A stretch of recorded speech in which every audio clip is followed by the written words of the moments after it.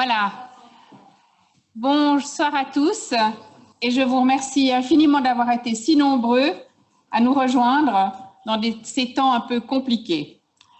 Alors le titre de la conférence, comme vous voyez, est tout à fait d'actualité. C'est l'enfance au temps du coronavirus, impact du pandémie. J'aimerais tout de suite faire une toute petite aparté, c'est-à-dire on ne va pas parler aujourd'hui d'épidémiologie, d'infectiologie, mais on va parler plutôt de l'influence de cette pandémie sur la vie sociale, familiale et sur le développement ou le psychisme de l'enfant et de sa famille. Voilà. Quelques mots sur le déroulement de cette journée, enfin de cette soirée.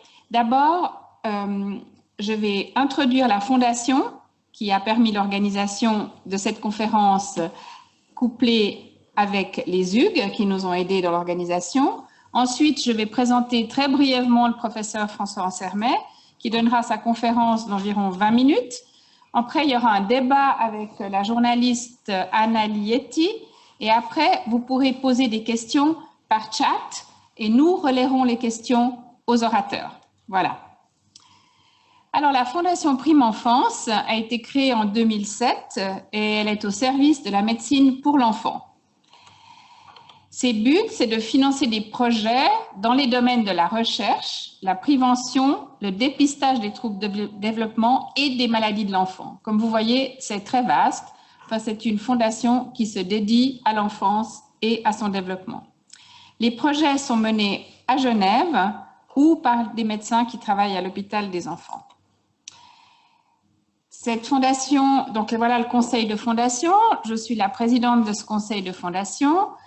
Maître Sidonie Morvan en est la vice-présidente et membre de ce conseil, le professeur François Ansermet, pédopsychiatre que vous allez entendre, le professeur Dominique Belli, qui est l'ancien chef du département de l'enfant et de l'adolescent, la professeure Petra Huppy, chef du service du développement, Madame Marie-Françoise de Stassigny, qui était ancienne députée du Grand Conseil et qui représente la petite enfance, et notre secrétaire, Madame Muriel Eusler.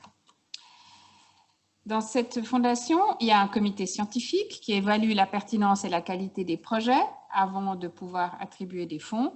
Et il y a également un comité d'éthique qui évalue la faisabilité et l'impact de ces projets qu'on nous soumet sur l'enfant et sa famille. Alors, je vais vous donner juste quelques exemples de projets qui ont été soutenus par la Fondation dans le passé. Un des projets, c'était l'effet du stress périnatal et l'aspect transgénérationnel, c'est-à-dire que les mères qui avaient subi des violences domestiques dans l'enfance avaient moins d'attachement à leur bébé, supportaient moins bien leurs cris, et l'enfant à 6 mois présentait une moins bonne régulation de ses émotions. Il faut savoir qu'à Genève, en 2018, il y a 1977 cas de violences intrafamiliales qui ont été répertoriés. Et donc, c'est quand même un problème qui est tout à fait d'actualité, même chez nous. Et on espère qu'avec ces projets peut-être interventionnels, réduire l'image qui était parue dans le temps en 2018 dans une image qui est nettement plus plaisante à regarder. Il y a eu un projet aussi qui a été soutenu pour la cardiologie et la cardiochirurgie avec le professeur Beghetti, qui était un soutien psychologique aux enfants, aux parents et aux enfants qui souffraient d'une cardiopathie congénitale, aussi avec l'unité de la psychiatrie de liaison. Il y a un très joli projet qui a été détecté il y a 3 ans. Elles sont toutes les deux atteintes de la maladie de Wilson. En premier, il y avait ma sœur qui avait la maladie. Après, c'est moi qui l'avais. Puis on doit avoir les médicaments tous les jours. Cette maladie qui empêche le cuivre de s'éliminer dans le foie est assez complexe à comprendre. Alors pour que les enfants qui souffrent de dysfonctionnement hépatique en saisissent les enjeux, une équipe de l'hôpital universitaire de Genève a développé un outil informatique. On accède à la chambre via notre site internet et dans cet espace virtuel qui est sous forme d'une chambre d'enfants en 3D, ils vont avoir accès à différents éléments de leur dossier médical. Résultat des tests, agenda, quiz. Pour séduire les plus jeunes, l'accent est mis sur l'aspect ludique. Quand elle est à la maison, Iliam consulte sa chambre virtuelle 2 à 3 fois par semaine. Ça me rassure. Puis comme ça, après, je peux savoir si j'ai bien pris mon traitement ou pas. Un outil également précieux pour les parents. De 2h30 de temps, donc on a tous les résultats sanguins qui sont arrivés. Pour Kira, tout va bien, donc les résultats sont dans les normes. Et pour Ilham, il y a des petites différences. Mais par contre, par rapport aux anciens résultats, donc on peut voir par rapport à sa courbe de résultats, C'est pas encore ça, mais on est en amélioration. Donc, vous voyez que ce projet, ce n'est pas un projet de recherche, mais c'est un projet nettement pour l'amélioration du confort et les liens intrafamiliaux et avec le corps médical de ces enfants transplantés. Il y a eu un projet en neuropédiatrie sur l'épilepsie. Il faut savoir qu'en Suisse, 70 000 personnes sont touchées par l'épilepsie, donc 15 000 enfants. Et donc, les auteurs de cette étude ont regardé plutôt l'origine génétique de cette épilepsie. Comme vous voyez ici, il y a des grands noms, comme Van Gogh, Prince, enfin Jules César, qui avaient une épilepsie tout à fait connue. Et puis, il y a un projet à phare qui est dans le neurodéveloppement du professeur Petra Huppi, qui est l'effet de la musique sur le développement cérébral du prématuré. Vous voyez ici cette magnifique photo qui est apparue dans le National Geographic version chinoise relatant ce projet. Et comme vous savez, pour tous ces projets, eh bien forcément, on a besoin un peu de carburant. Et donc, je vous invite à aller sur le site de la Fondation Prime Enfance où vous trouverez en tout cas toutes les coordonnées si vous voulez faire un don pour ceci. Et c'est donc pour les futurs projets que ce don sera affecté. Voilà, merci beaucoup. Maintenant, je passe la parole à François Ansermet que je vais brièvement introduire. Le professeur Ansermet, que beaucoup d'entre vous connaissent, est pédopsychiatre, psychanalyste. Il est professeur honoraire à l'Université de Genève et à l'Université de Lausanne. Il a été ancien directeur du département universitaire de psychiatrie et ancien chef de service de pédopsychiatrie.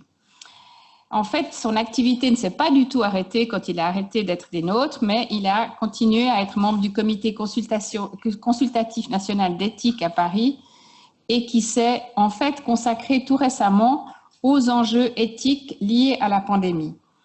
Il a dans le temps fait beaucoup de recherches sur le stress périnatal et je le remercie beaucoup d'avoir accepté de nous faire cette conférence. François, à toi. Bon, merci à la professeure Baratzon pour cette introduction. Donc, comme elle l'a dit, je ne vais pas faire un exposé d'épidémiologue ni d'infectiologue, mais de clinicien de la question psychique des enfants, des adolescents et des relations entre les enfants, les adolescents et leurs parents et la société. C'est important de le préciser parce que vous avez souvent actuellement dans les débats télévisés, les plateaux, des épidémiologues qui ne parlent pas alors que peut-être d'autres spécialistes parlent. Chacun est devenu un infectiologue et un épidémiologue. Alors, au moins, moi, je ne le suis pas. Donc, je commence avec cette citation que mon collègue Fred Paco, professeur d'épidémiologie et de médecine sociale et préventive, m'a signalée. Qui est de Virchow. Virchow, c'est un grand pathologiste, la fin du 19e, début du 20e, enfin il est mort en 1902, il a beaucoup travaillé sur l'épidémie de typhus, et il dit « Une épidémie est un phénomène social qui comporte quelques aspects médicaux ». Je trouve que cette définition est tout à fait appropriée à la situation actuelle. Qu'est-ce qu'on vit en ce moment? On a dû faire effectivement au comité d'éthique les enjeux éthiques du déconfinement et de la période en fait dans laquelle on est, déconfinement, reconfinement, confinement partiel, etc. On est dans une période d'incertitude. Je crois vraiment que ce qui est au centre de cette situation, c'est l'incertitude. L'incertitude qui est médicale, qui est sociétale et qui touche chacun. Chacun est frappé par l'incertitude. Peut-être il est difficile d'accepter, de reconnaître un non-savoir. C'est-à-dire que la médecine, les avancées de la science propagent plutôt du savoir. Aujourd'hui, on fait face à quelque chose où on ne sait pas ce qui est en train de se passer, on ne sait pas ce qui se passera. Et donc, on peut être tenté de remplir le non-savoir par un pseudo-savoir sécrété par certains qui viennent dire à la place de l'avenir ce qui est en train de se jouer maintenant. D'où une certaine confusion. Je crois que la dimension de la confusion, elle est très présente.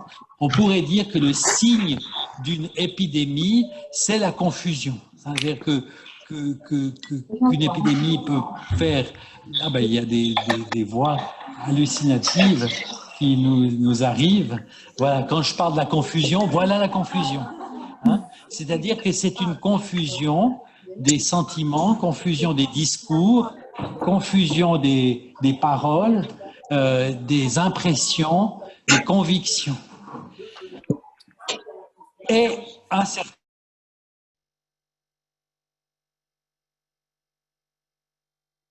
on peut décliner incertitude, non-savoir, confusion et chaos. Avec une ambivalence qui est en jeu. Pour un psychanalyste ou un psychiatre, la situation de la pandémie fait revisiter ce qu'est l'ambivalence. L'ambivalence, c'est avoir en même temps deux motions affectives contradictoires. Par exemple, la peur et le déni, voire le défi. En même temps, la confiance. Alors on peut faire confiance à la Confédération, à l'OFSP, aux hôpitaux, et en même temps une défiance.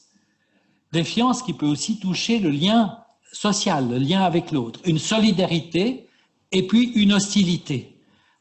On est solidaire avec les infirmières, avec les soignants, mais peut-être dans un immeuble, on ne supportera pas de croiser quelqu'un qui travaille aux hôpitaux universitaires de Genève. On va les éviter, etc. Et je crois que chacun est habité par cette ambivalence, cette coexistence de forces contraires, et en même temps le subit. Le virus est comme une loupe, c'est une loupe virale. Et le virus, l'épidémie, le coronavirus révèle ce qui était déjà là.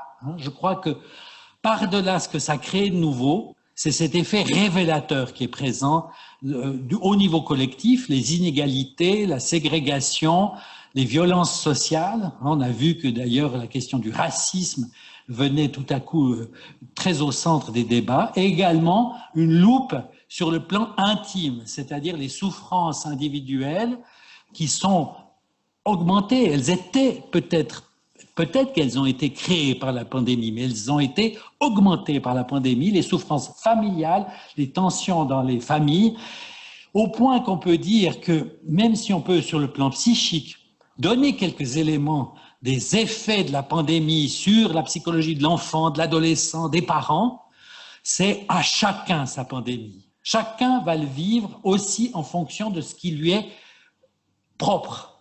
C'est-à-dire que les choses augmentent. Par exemple, des surprises. Je pense que j'ose citer ce jeune patient, adolescent, qui souffrait,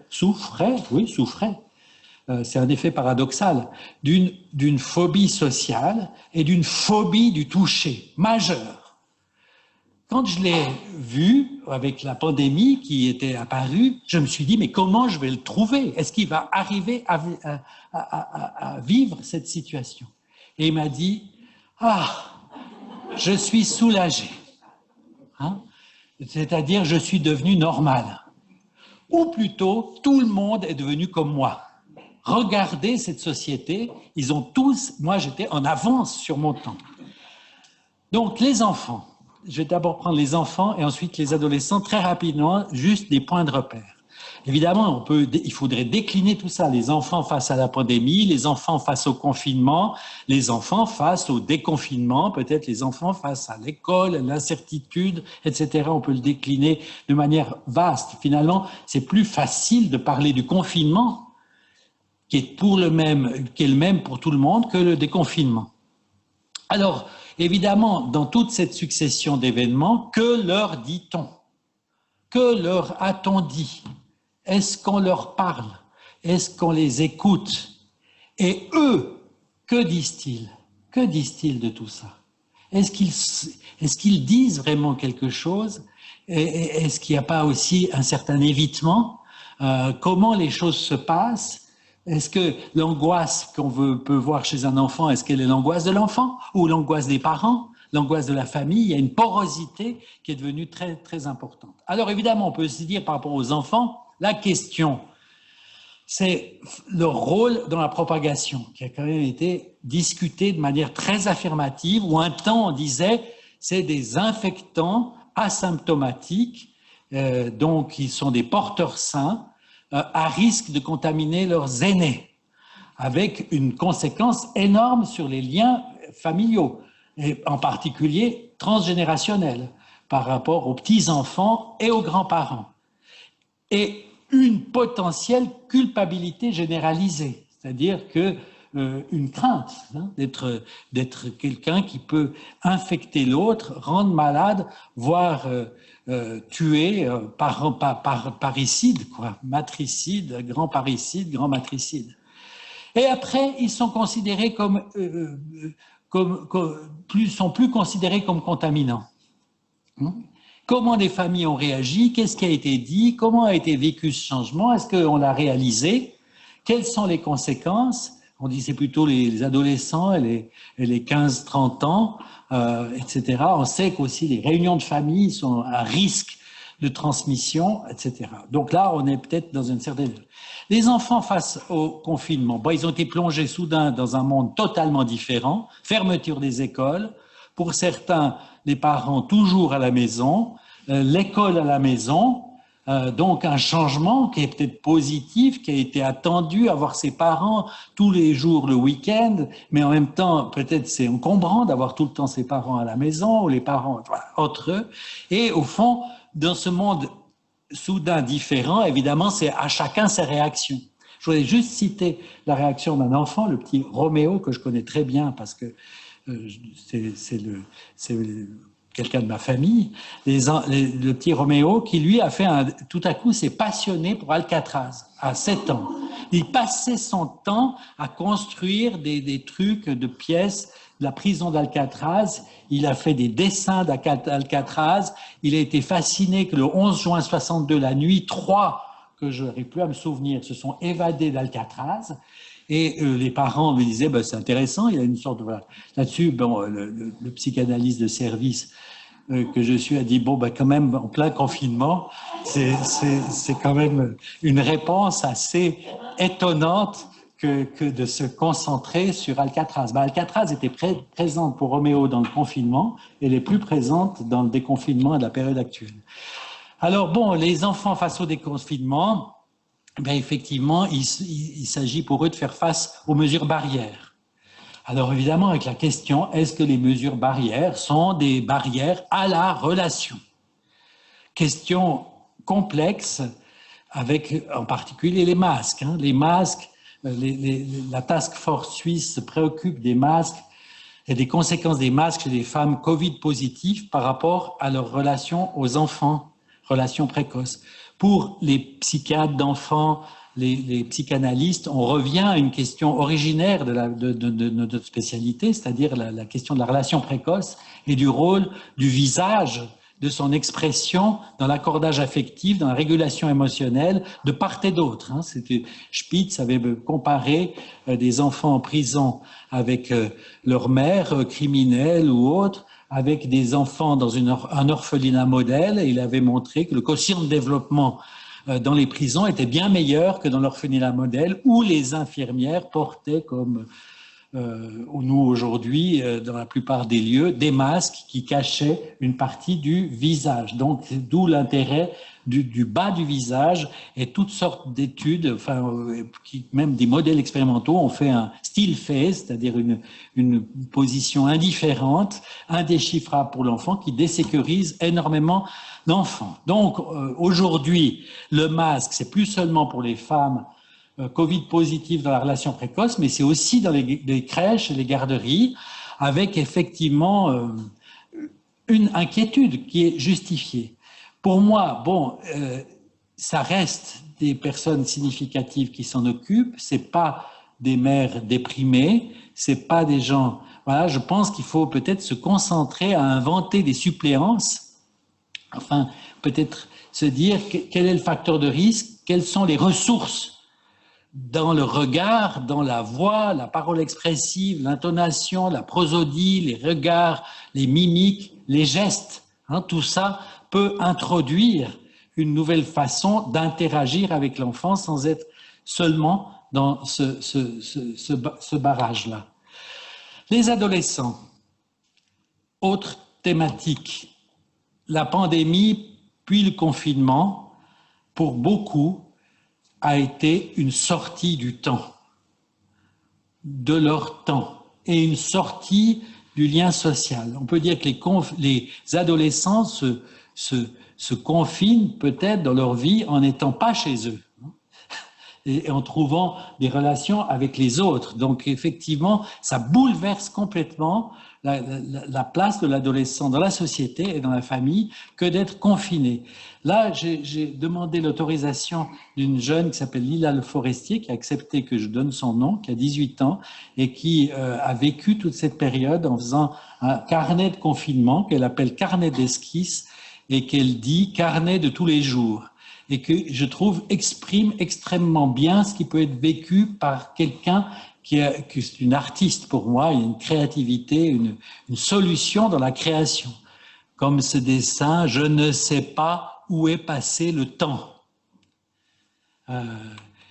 Donc la pandémie introduit une incertitude, et cette incertitude, elle est aussi révélatrice de soi, révélatrice de son fonctionnement, mais elle implique une solitude qui peut être quelque chose de vécu de manière angoissante, hein, c'est-à-dire le vertige de la solitude, pourrait-on dire.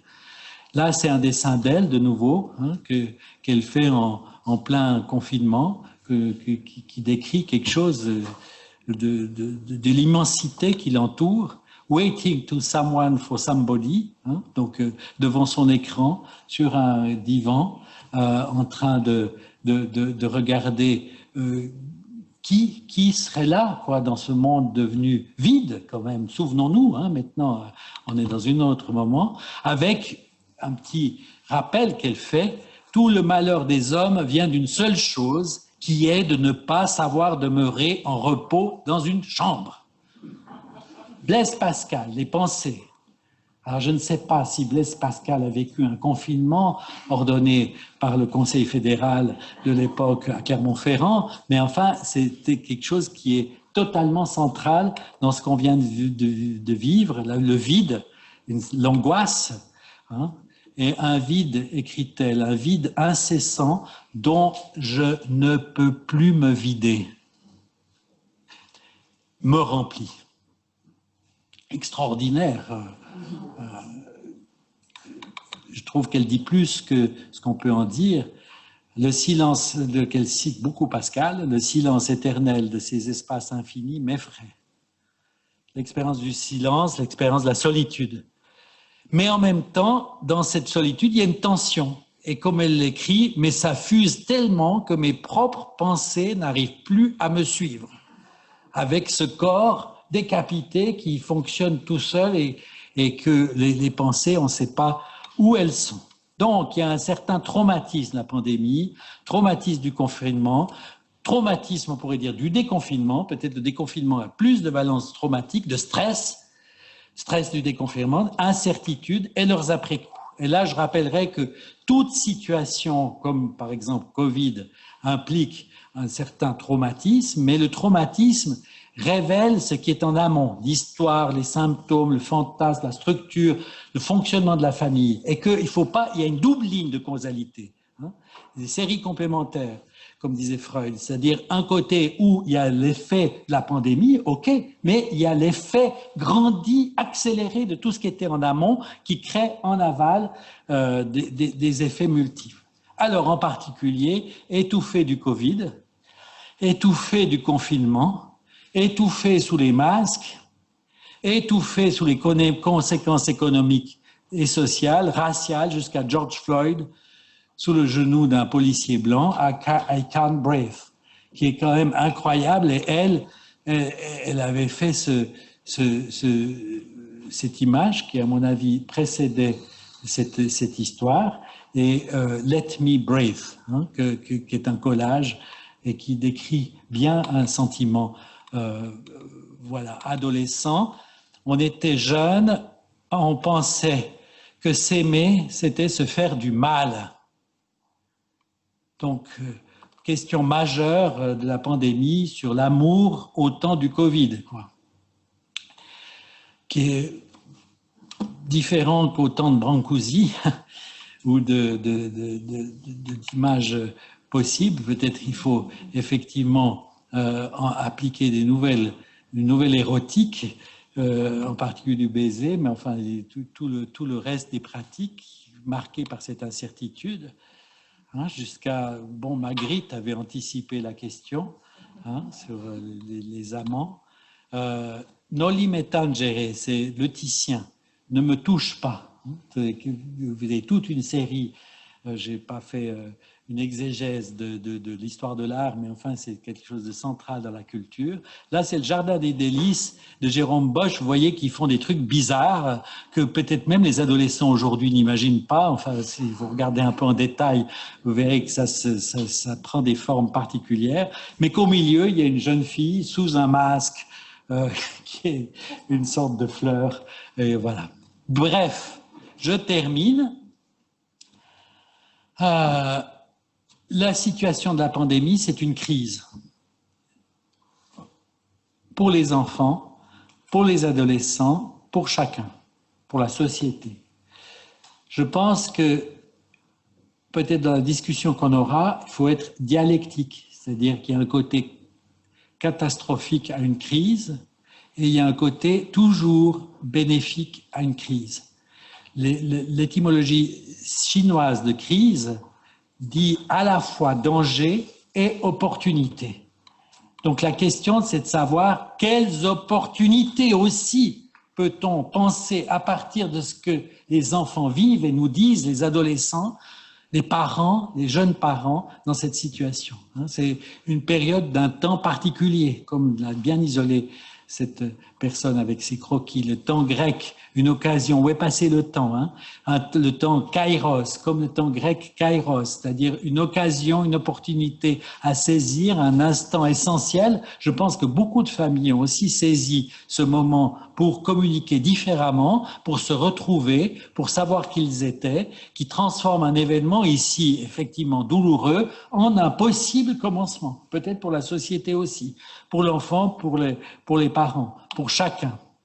Donc, au fond, dans l'après-coup d'études qui vont avoir lieu sur des questions spécifiques, aussi dans les effets à long terme de ce qui a été vécu avec une certaine sidération comme le traumatisme, il faut écouter les enfants, peut-être c'est le message à un large public qu'on peut faire, écouter les enfants, écouter l'enfant, écouter chaque enfant, un par un, se faire enseigner par lui, jouer, dessiner, sans évacuer cette question, mais en même temps sans en avoir trop peur, parler avec l'enfant.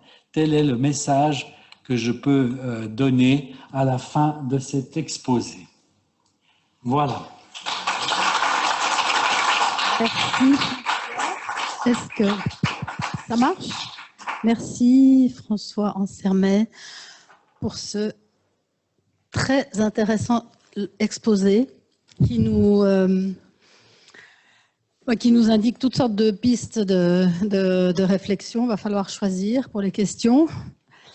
Moi, je pense que comme beaucoup de gens ce soir présents ou connectés, je vous ai écouté avec l'oreille d'un parent. Et ça parle beaucoup quand vous parlez d'effets grossissants, d'effets de loupe sur les enjeux relationnels, des choses qui étaient déjà là. Je me demande si ce n'est pas particulièrement vrai pour les défis d'éducation que tout parent, dans son métier de parent, est amené à affronter tous les jours. Le plus évident auquel je pense tout de suite à cause du confinement, c'est le défi de la séparation. Grandir, c'est se séparer. Explique-t-on aux parents aujourd'hui. Éduquer un enfant, c'est l'encourager à se séparer et donc aussi résister à cette espèce de force primaire un peu attractionnelle qui nous pousserait à une relation plus fusionnelle. Et dans ce processus, en principe, la communauté est celle qui vous encourage à la séparation. Et là, tout à coup, on a les médecins, les profs, jusqu'au président de la Confédération, qui nous explique, qui nous encourage à rester collés dans la tiédeur du foyer, Alors, voilà, comment est-ce qu'on apprend à se séparer dans ces conditions? Est-ce qu'il n'y a pas comme ça un biais? Comment faire pour ne pas être encouragé? C'est un peu comme si on nous encourageait à glisser dans des rapports pathologiques. Est-ce qu'on pourrait dire ça ou est-ce que c'est exagéré? Bon, ben, c'est une bonne question assez provocatrice. C'est-à-dire qu'on peut se dire qu'on a une pente, avoir l'éducation, conduire à travers une règle, le développement, le devenir des enfants du côté de l'éloge, de la séparation, de l'autonomie, de l'indépendance, acquérir plein de capacités pour pouvoir être petit à petit séparés. Et puis qu'effectivement, là, il y a eu un événement majeur qui a donné le message, pour survivre, il faut rester collé, comme vous dites, rester collé. Hein? C'est-à-dire l'éloge de la non-séparation. Peut-être c'est une question majeure aussi pour réfléchir à qu'est-ce que c'est que l'éducation, qu'est-ce que c'est que le lien, qu'est-ce que c'est que les idéaux de l'éducation. Parce que peut-être on a trop d'idéaux, idéaux de l'indépendance, idéaux de la séparation, idéaux de l'autonomie, alors qu'au fond, on pourrait imaginer une culture qui valorise plus la dépendance. Vous allez faire plaisir aux mères italiennes, là, aux mères juives. Oui, ben voilà, c'est peut-être pour ça que ces cultures, elles sont prêtes au confinement. Non, mais je plaisante. Ce que je veux dire, c'est qu'on peut se dire qu'on est peut-être dans une idéologie de la séparation et de l'indépendance qui peut être questionnée. Alors, à partir de la séparation, ça dépend ce qu'on entend par séparation. Il y a la séparation du côté des enfants et des adolescents, et il y a la séparation du côté des parents, à qui la séparation pose problème. À l'entrée à l'école, est-ce que ça pose problème de façon majeure à l'enfant qui n'arrive pas à se séparer, qu'il faut garder une année de plus à l'école, ou est-ce que c'est une difficulté de séparation du côté des parents, etc. Donc, de même, les adolescents, on dit « Ah oui, l'adolescence, c'est le travail de la séparation, de l'autonomie, et tout ça », mais au fond, c'est un travail ou un deuil quoi, du statut d'enfant, mais qui est plus difficile du côté des parents que du côté de l'enfant. Donc, on pourrait dire que là, on a une dialectique que je ne vais pas résoudre ce soir entre l'intérêt de la séparation et l'intérêt de la non-séparation, l'intérêt de la dépendance, l'intérêt de l'indépendance, que peut-être on pourrait faire des matrices développementales, enfin j'utilise ce mot, peut-être qu'il faudra en trouver un autre, des équations développementales où on mettrait sur des curseurs la dimension de la séparation et la dimension du lien, et puis au fond, pour se séparer, il faut être dans le lien. C'est-à-dire pour que la séparation tienne, c'est parce que le lien est établi. Et je pense que peut-être les parents, les familles ont vécu dans le moment du confinement, puis le retour à l'école, progressif pour certains, plus rapide pour d'autres, par pays, avec des décisions différentes, comment est-ce qu'on peut dire, un questionnement sur ça. Bon, voilà, donc au fond, comment repenser séparation, dépendance et indépendance dans ces situations nouvelles. Il y a un autre enjeu que je pense qui me paraît très présent aussi dans l'ensemble de la société, c'est donc toujours du point de vue de l'éducation, c'est celui de la surprotection. On est, enfin, les parents ne cessent de chercher la bonne ligne entre une prudence raisonnable et sans tomber dans un excès d'angoisse qui nous amènerait à surprotéger un enfant, ce qui est très mauvais pour lui. Bon, alors maintenant, on est comme encouragé à l'angoisse. On est...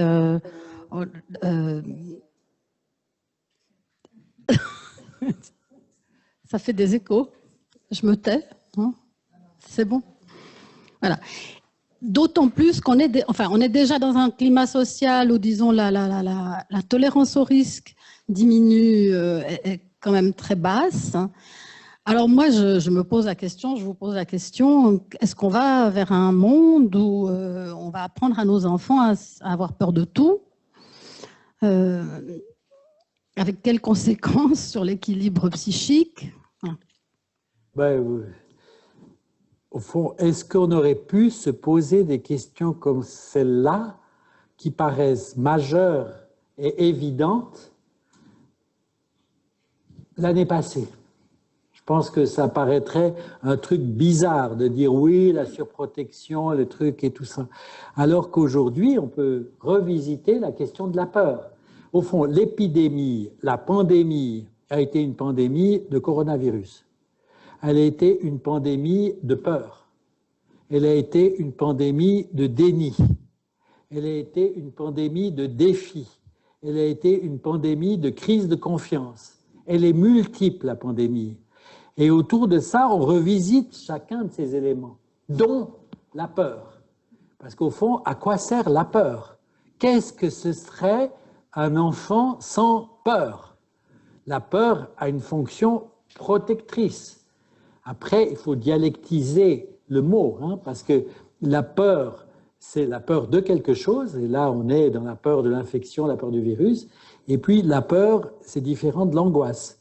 L'angoisse qui est un état de préparation, c'est encore différent de l'effroi. L'effroi comme dans une situation traumatique, hein, où quelque chose fait effraction. Et là, on a toute une déclinaison. Dans cette série, peut-être la peur est l'élément le plus protecteur. Enfin, un enfant qui n'aurait pas peur serait hautement en danger.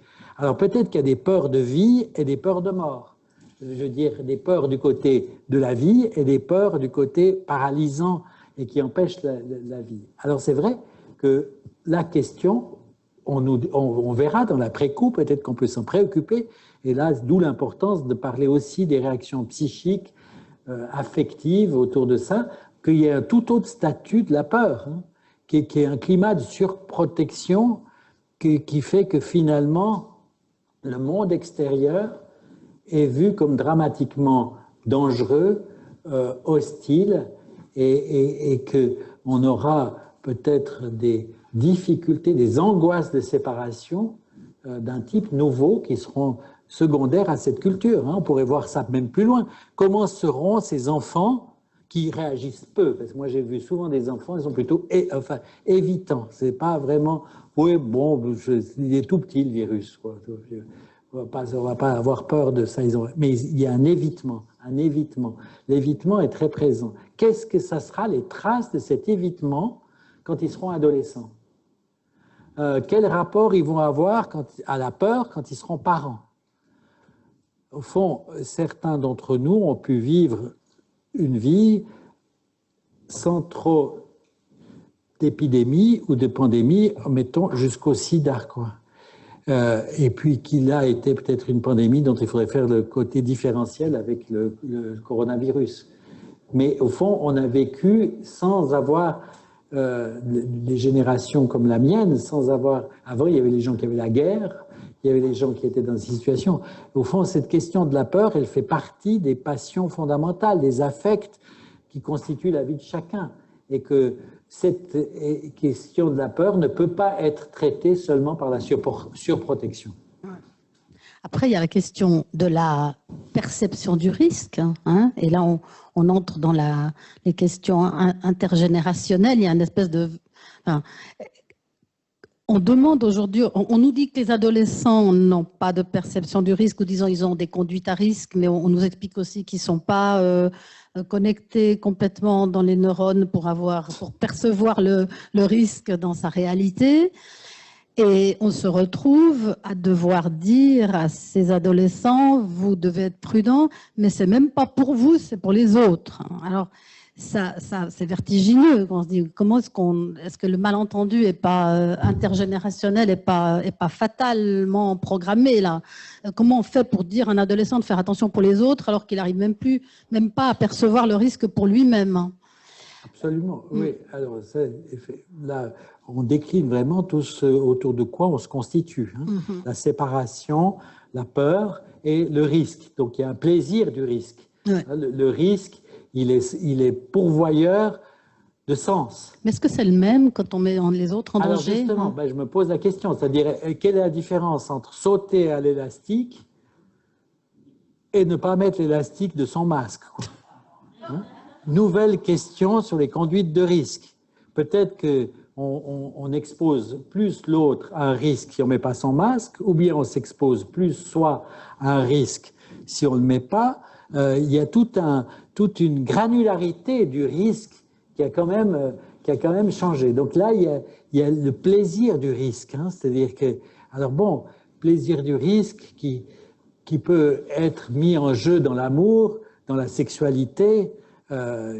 Ça a été aussi l'expérience complexe du sida qui a quand même changé le rapport au corps et la proximité. Moi, le souci, alors bon, est-ce qu'on a déjà des nouveaux types de... Oui, c'est vrai. Bon, les médias, ils nous mettent énormément d'images dans la tête, de rassemblements, tout le monde est collé, etc. Voilà, comme si...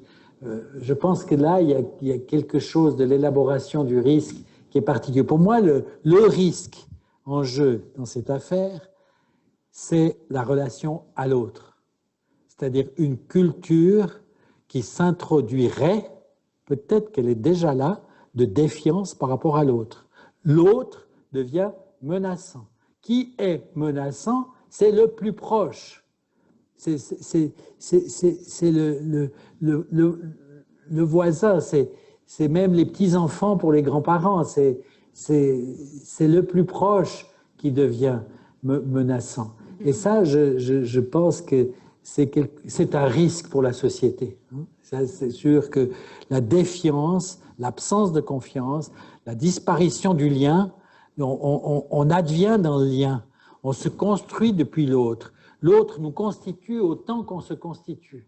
Et si là, on a une distance, séparation, peur, défiance, peut-être qu'on peut se poser des questions. Oui, vous parliez des liens des liens qui sont devenus, qui sont mis à l'épreuve. Et peut-être que le lien intergénérationnel, c'est celui qui est le plus... Est-ce que vous pensez que le lien intergénérationnel va survivre à cette pandémie?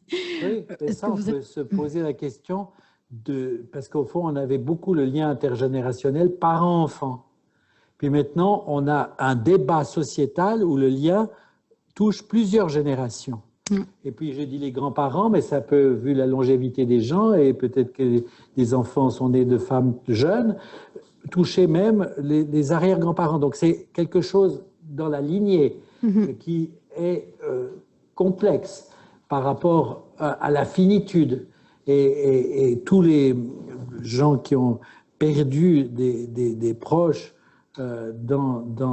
ont été quand même sidérés par cette perte qui s'est faite dans un certain anonymat, parce qu'il n'y avait pas de possibilité d'approcher les personnes, enfin d'accompagnement. Donc il y a quelque chose du lien intergénérationnel, bon, qui est à revisiter. Moi, je pense qu'on va laisser les questions aux autres, mais je me dis peut-être que comment ne pas être catastrophiste tout en étant conscient de la catastrophe que tout ça peut représenter. Pour moi, c'est un peu le dilemme. Vous voyez, là, c'est plus facile de penser les côtés très négatifs de cette affaire. Je ne vais pas les dénier, je ne vais pas entrer dans l'ambivalence en partant de la peur au déni, mais au fond, comment on pourrait chercher les côtés positifs pour la société, pour la famille, pour les enfants, pour les adolescents, de cette situation si inédite. On va peut-être passer aux questions, puisque notre timing nous recommande de passer aux questions. Il y a quelques personnes dans la salle. Je ne sais pas si on va... Voilà, il y a une personne là-haut. Voilà. On va commencer par les questions dans la salle. Tu as déjà des questions. Merci beaucoup. Il y a plusieurs thèmes que vous avez évoqués qui m'intéressent beaucoup. Voilà. Mais je voulais vous poser une question sur la temporalité. Donc, vous avez évoqué la temporalité, vous l'avez évoqué en manière très efficace avec le dessin. Et je me demande voilà, comment la temporalité de la maladie, la temporalité de l'hospitalisation est déjà quelque chose dont nous avons affaire chaque jour. Et je me demande comment cette temporalité va changer chez les enfants qui voient leur temporalité qui se construit dans le développement. Donc, en partant du moment présent, en partant d'une temporalité qui s'enfuit, qui est encore plus, disons, antinomique à la suite de cette pandémie. Oui, je pense que la question de la temporalité, vous m'entendez? Oui. La question de la temporalité, peut-être qu'elle doit aussi se décliner à différentes périodes de la vie. Et que là, l'idée qu'il y a le risque qui peut avoir lieu dans l'instant introduit une temporalité de l'instant à présent qui devient très forte. C'est-à-dire que si on s'imagine la contamination, on peut s'imaginer qu'elle surgit dans l'instant, comme une effraction. Donc, ça fait consister l'instant. Alors que d'habitude, on n'a pas une idée vraiment de l'instant. On est plutôt dans le passé qui nous pousse et puis dans l'avenir qui nous attend, que d'avoir l'idée que toutes les choses peuvent basculer dans l'instant. Donc je me demande comment, par exemple, des adolescents dans des relations affectives, peut-être même amoureuses, ont une vision du temps, vous avez raison, c'est-à-dire de cette dimension de temporalité. Pour les plus petits, j'ai l'impression qu'ils sont un peu sortis du temps, c'est-à-dire qu'ils sont sortis de l'histoire, c'est-à-dire qu'il y avait quelque chose qui se déroulait, on attend d'être dans la classe supérieure, on est dans des crèches, on a le lien social, il y a une coexistence entre la famille et le lien social, et que tout à coup, pof, tout ça qu'on pensait établi éclate comme une bulle de savon, quoi. C'est-à-dire, plof, on dit, mais alors bon, au fond, pourquoi on y croit? Pourquoi on accepte, quoi? On admet qu'il y a des écoles, on admet qu'il y a du temps, qu'il y a les vacances, qu'il y a les week-ends, qu'il y a les dimanches, et tout à coup, plouf, la temporalité est d'un coup annulée. Et ça, je me dis que c'est une expérience très particulière. Donc, entre le passé qui est là sous forme d'histoire, le présent qui est inatteignable, impensable parce que c'est dans l'instant, et puis le futur qui est peut-être déjà présent dans le passé, enfin, surtout si c'est une épidémie, on a là une bascule de la question de la temporalité qui est, au fond, à suivre dans la façon dont chacun peut-être met en jeu sa propre temporalité. Il y a d'autres questions dans la salle? Non. Je vais prendre une question qui est arrivée par chat. Un auditeur nous dit, n'a-t-on pas une opportunité de responsabiliser nos ados? Ils ont la possibilité de protéger leurs parents, alors que normalement, c'est les parents qui protègent leurs adolescents. Un renversement de rôle, danger, opportunité. Au fond, est-ce qu'on peut pas inverser les rôles? Excellent. Merci. Oui, parce que tout s'inverse, quoi. Ça revient un peu aussi à mon idée de l'instant présent qui prend tellement de place. C'est-à-dire qu'effectivement, des adolescents ou des enfants peuvent se donner une mission de protéger leurs aînés. Donc, et alors que au début de la pandémie, je crois qu'ils redoutaient la fermeture de l'école parce que ça veut dire que les enfants, si on fermait que l'école, se trouveraient chez les grands-parents, ils pourraient les infecter. Donc effectivement, au fond, c'est un monde 2-0 qui est 1 sur le monde 1-0, quoi, si on veut. C'est-à-dire, plein de valeurs qui semblaient établies se renversent totalement. Et là, danger, opportunité, par rapport au principe éducatif. Bon, après, on peut dire, je crois que c'est Malraux qui disait, les seuls vrais enfants, ce sont les parents. Et au fond, il y a quelque chose entre les générations qui n'est pas tout à fait évident. Peut-être des fois, les parents revivent, des hommes et des femmes, quand ils deviennent père ou mère, peuvent revivre leur position d'enfant par rapport à leurs propres parents, ce qui peut amener des surprises dans le couple. Donc pour moi, le côté qui est parent, qui est enfant, n'est pas si simple. Qui protège qui et qui peut tirer une opportunité de la situation, c'est pas simple non plus. Je crois que tous nos repères qu'on pensait établis, fondés, transmis entre les générations, dans les pandémies, se bouleversent. J'ai lu le livre de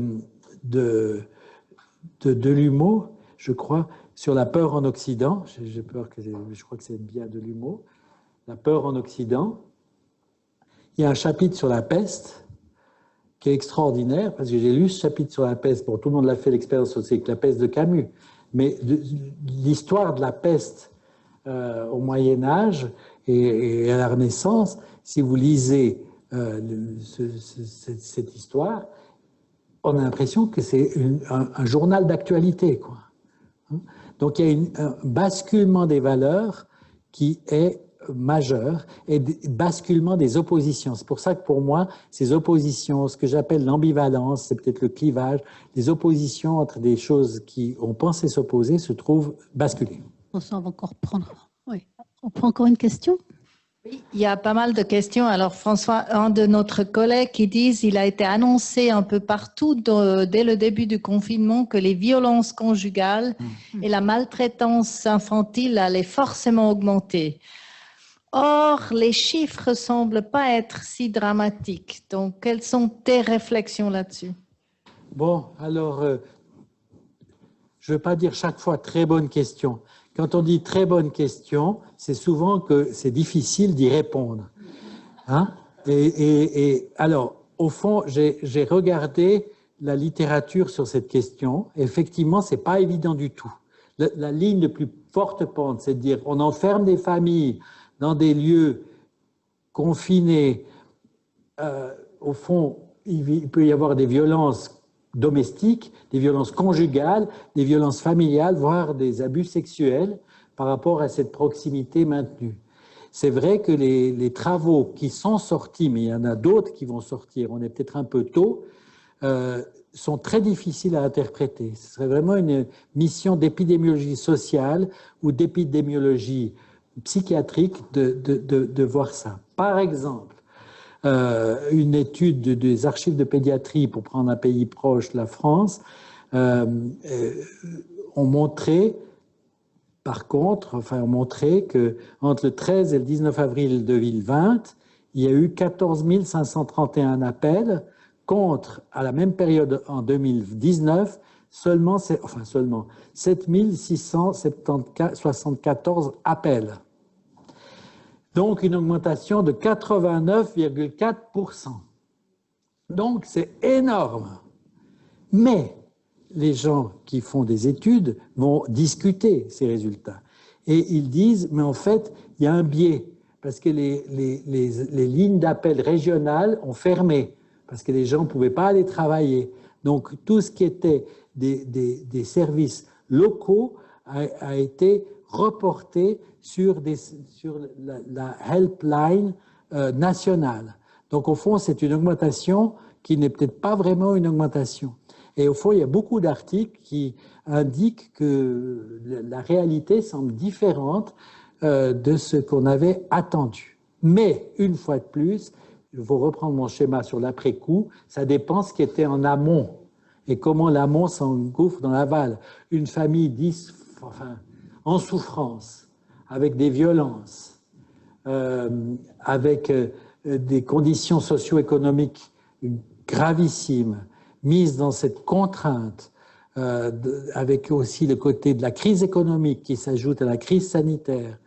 Hein, quand même, à Genève, il y a eu des queues impressionnantes de gens qui allaient chercher de la nourriture. Donc, on ne se figure pas à quel point des gens sont aux limites de la pauvreté, aux limites de la précarité, et que ça, c'est une violence de la société, de la misère, enfin de l'économie sur des personnes. Et donc, dans une certaine mesure, on ne va pas... je pense qu'il faut savoir qui est violent pour qui. Encore une et question. Que dans la situation économique. Donc, je réponds à la question en disant, à la fin de ma réponse, comme au début, c'est une question complexe. Et je n'ai pas de position établie. Et on La va passer à la littérature est suivante. contradictoire.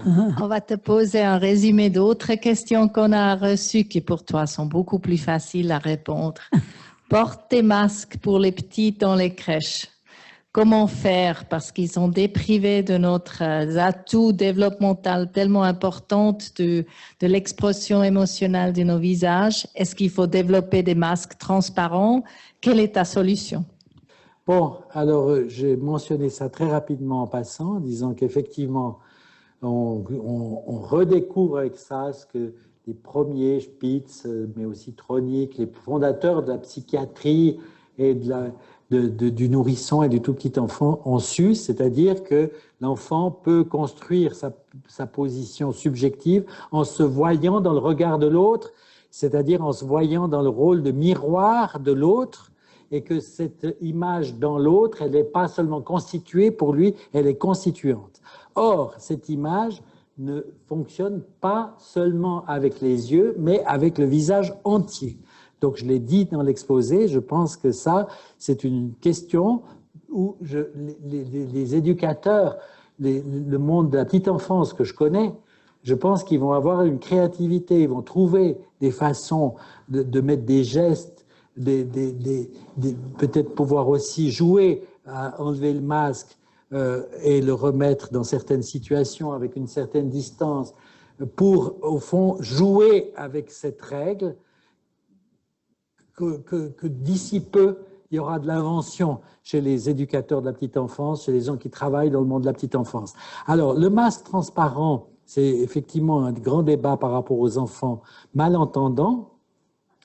J'ai vu des spécimens, bon, ils sont, enfin c'est peu comme dans le jardin des délices, la fille sous la cloche, là. C'est-à-dire que parce qu'ils sont transparents, mais ils sont entourés, donc ça fait un peu une figure particulière. Moi, je pense que c'est peut-être plus intéressant de chercher dans les familles, dans les crèches, dans les situations, des suppléances. Vous voyez ce que j'entends par le terme de suppléance? Des autres façons de communiquer les émotions. On va peut-être finir cette pandémie en ayant énormément de mimiques du visage on aura d'autres types d'expressions. Darwin va peut-être étudier une évolution des expressions après le Covid. Mais moi, je serais pour exprimer, interagir, que les mesures barrières ne doivent pas être une barrière à la relation. Et ça, c'est possible peut-être aussi avec un masque. Je suis optimiste quand même sur les ressources des gens. Alors, est-ce qu'après, on supportera de voir des gens sans masque, quoi? On aura l'impression qu'ils sont On va revenir à Adam et Ève, quoi. Vous voyez, c'est-à-dire la nudité primordiale, quoi. Quand on enlève le masque, on dit « Oh !» Allez, encore une question. On a juste le temps. Peut-être une dernière question, François. Il y a quelqu'un qui demande comment les adolescents peuvent-ils développer leur individualité alors que la société actuellement envoie un message qui a que la santé publique, le contrôle social et au fond tous leurs choix individuels sont relégués au second plan parce qu'on parle que de choix sociétaux en ce moment. Oui. Ben, il faut espérer que ça ne se passe pas comme ça. Je pense que la société, elle peut apprendre beaucoup des adolescents. On est en ce moment dans une société en crise, c'est-à-dire à une croisée des chemins, et donc une société qui retrouve une certaine adolescence de la société. On ne va pas stigmatiser les adolescents comme ayant particulièrement des problèmes de crise et de difficultés. Je pense qu'on peut aussi écouter les adolescents, apprendre des adolescents. Peut-être qu'aujourd'hui, il faut ouvrir une autre façon d'écouter les adolescents à travers l'écriture, à travers peut-être des images, des choses qu'ils savent faire avec des smartphones, et ils savent créer des plateformes, des échanges, et qu'il faut peut-être créer un grand forum des adolescents pour repenser une société en crise, qui sent bien, cette société, que ce n'est pas uniquement avec ce que Anna Lietti appelle la surprotection et la peur de la peur qu'on va s'en sortir. Je pense qu'on est plutôt du côté, il faut pouvoir trouver la voie d'un désir, hein. L'humain est un être de désir, et que la solution n'est pas que dans la répression de ce désir. Peut-être faut-il plus écouter les adolescents. Peut-être faut-il mettre dans les task force des task force adolescentes. Peut-être qu'ils ont des idées différentes qui nous apporteraient beaucoup. Eh bien, voilà, c'est une magnifique perspective pour conclure cette soirée. Madame. Voilà. Cher François, chère Madame, je vous remercie infiniment tous deux d'avoir animé cette conférence. Et je remercie surtout tous les auditeurs qui ont été très nombreux à poser toutes ces questions. Et à très bientôt, j'espère.